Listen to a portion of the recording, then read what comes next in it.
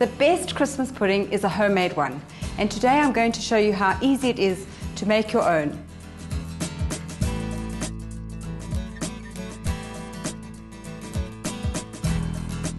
So we're starting with some butter, sugar and an egg. And get that creamy before we add the egg.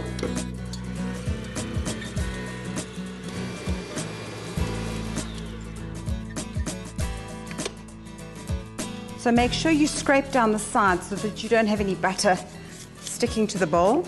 Then add your egg.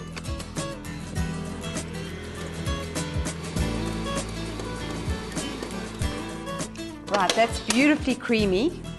So now we need to sift our dry ingredients. So we've got some self-raising flour. We've got some nutmeg, a little bit of mixed spice, and some ginger. That's all your flavor. Pinch of salt and some bicarbonate of soda. So you want to sift that. Add it to your egg mixture. Gently beat it before we add the rest of the ingredients.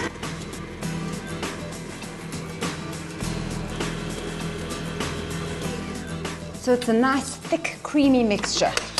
So now all we need to do is add our dried fruit mix and some breadcrumbs. I toasted some fresh bread and then just crushed it in a food processor so they're quite coarse.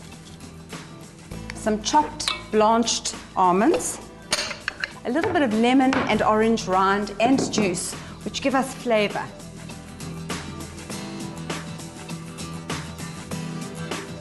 So about a tablespoon of orange juice and the same of the lemon.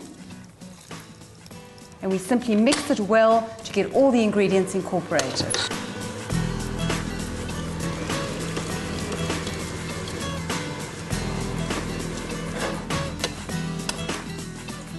It's a nice, thick, unusually heavy batter, and that makes up the density of your pudding.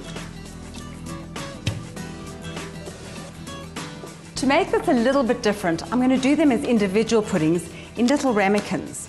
They need to be filled quite full, so you want to heap the mixture inside. So I'm packing them in quite tight because I need that dense, beautiful pudding to unmold beautifully. Now this is a procedure where we need to boil them in a bain-marie or a pot with a little bit of water, and it's very important that the water go at least halfway up the sides of the ramekins. So the first step is to cover each one with a little piece of foil. Now you don't want to make the foil too tight, just to allow them to expand as they're cooking. And I'm going to take a little elastic band and just pop that over the top. It's much easier than trying to tie this with string, and it holds it really nicely in place.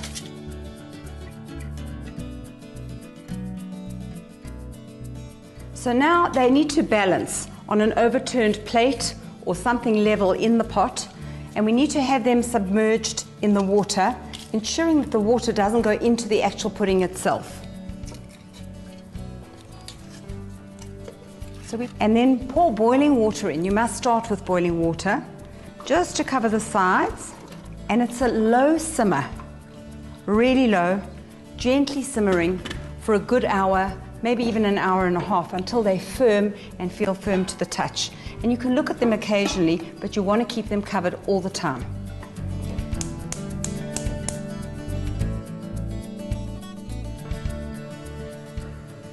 They've been in the pot for about an hour, and they feel nice and firm to the touch.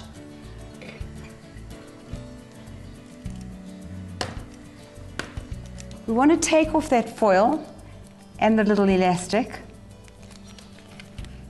and you can actually see how the texture's changed, the density of them. They're completely firm and perfectly baked. Now they smell fragrant. I can smell all the spices coming through. So we just want to run a little palette knife around the edges to loosen them.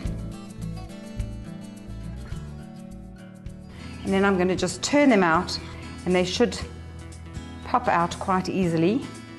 They look perfect. Make a beautiful display on your plate.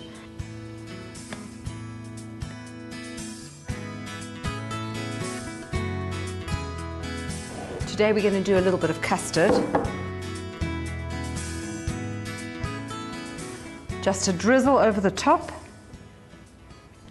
and maybe a strawberry, just to finish it off. No. And 2 more in the middle, just for looks, and that's the perfect homemade Christmas pudding.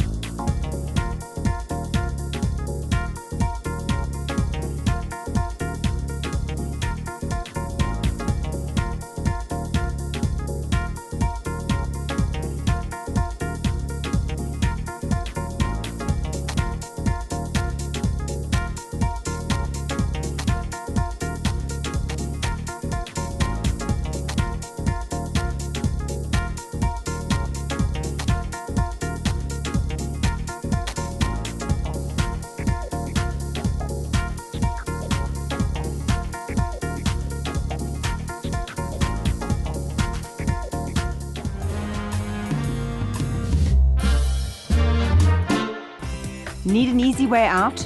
Try Snowflake's range of easy mix products. From pancakes to waffles, muffins and scones, you'll always have the perfect mix.